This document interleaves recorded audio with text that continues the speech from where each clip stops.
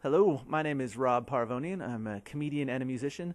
I grew up in Waukegan, Illinois, which is also the hometown of Jack Benny, another famous comedian, but a little bit before my time. And I started doing comedy in college. I went to the University of Southern California in Los Angeles, and I started doing some stuff on campus and then also around at the open mics in LA. And I moved back to Chicago, which is really where I sort of became a professional comedian. I started working at the clubs there. And then I've been in New York about 15 years now, so I'm now Brooklyn based.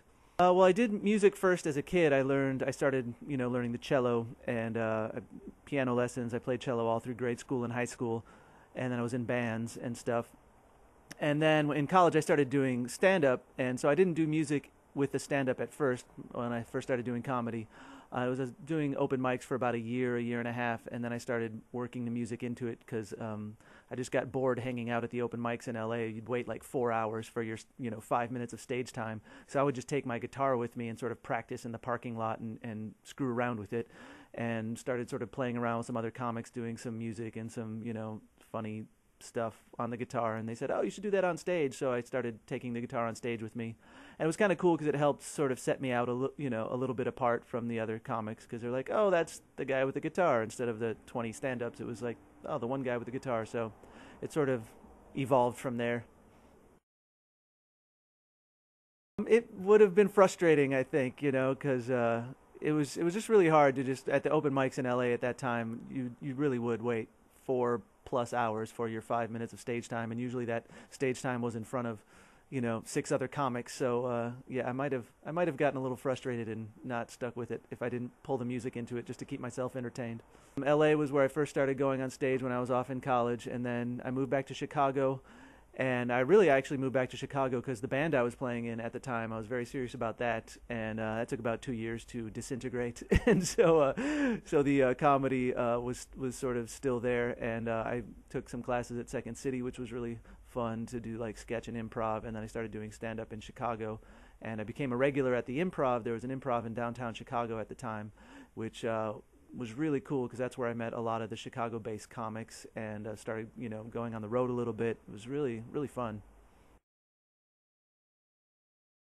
I'm glad that I didn't really get going in LA or New York. LA was all open micing for me, so I'm glad I sort of like started working in Chicago. I think it's good to start in a different market other than New York or LA, just because there's so much like industry attention in those towns that I think people get a little comics, I think maybe we get ahead of ourselves if you're around people who are doing a lot of things, doing a lot of TV and stuff, and after 6, 8 months you think, oh, I should be on TV too. I think it's really good to sort of develop for a couple of years and find your own voice.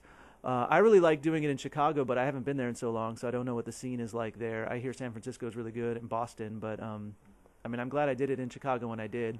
So I think it's good to start in a different place, just sort of not as like highly visible place, I guess, just to try to develop organically. I think I wouldn't have done as the music the way I do it now had I come to New York or LA, or stayed in LA or come to New York. I think I would have had a different act if I didn't sort of develop on my own in Chicago for a while.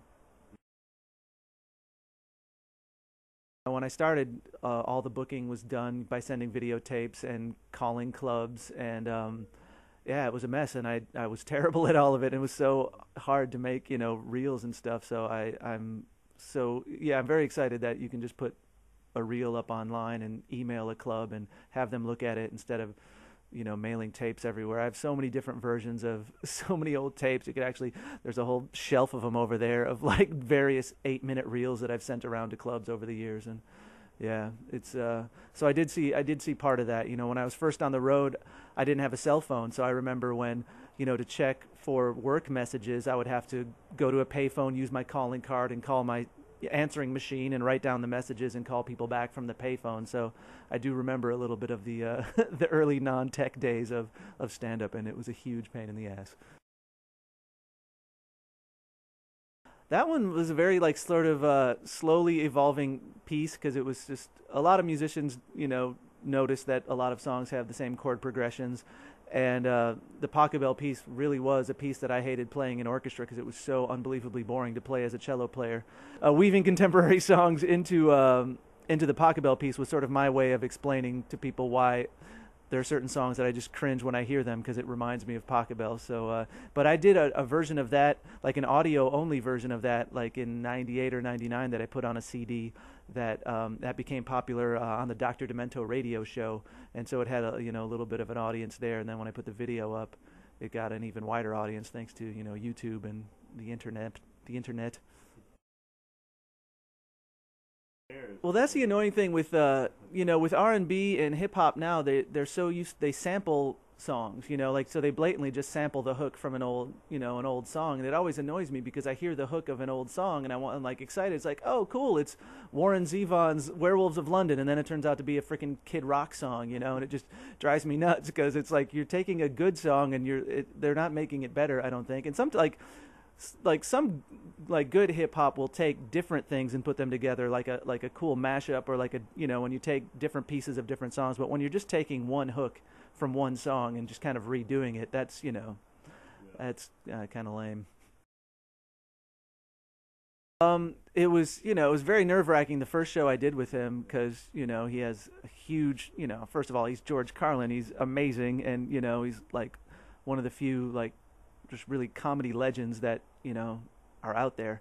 So it was exciting just to be able to meet him, but it's also intimidating because not just he plays in big venues like 2,000 seats plus, and they're there to see him, not me. So like when I was first doing shows with him, I was just worried if anyone was going to listen to me, or if they were just going to treat me like when you go to a rock concert and there's the opening act and no one even shows up on time. But the audiences were actually really great.